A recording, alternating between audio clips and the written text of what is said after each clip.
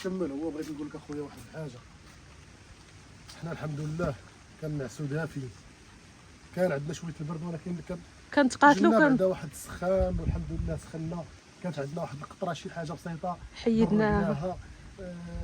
كنحاولوا اننا نديروا فيما جهدنا باش نوفروا واحد السكن اللي نكونوا فيه مرتاحين، والحمد لله وكنصبحوا سخانين وبخير وواكلين وشاربين.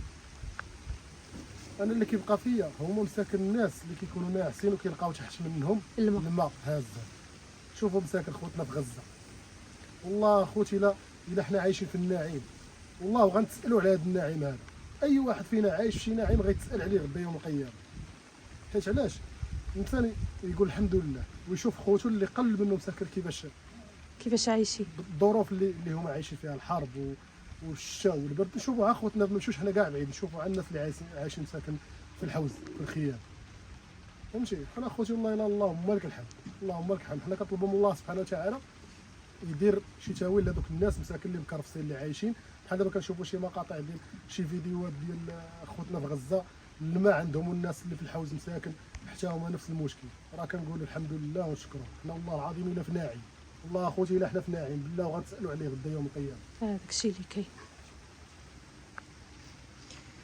انا صراحه ما لقيتش ما نقول والله اخوتي. الحمد لله ما كيدخل علينا. لا ما كان واش كتنوضوا كتبكيو؟ لا كيفيقكم في الليل؟ لا ما كان ناعسين سخان بخير. علاش كنخربقوا؟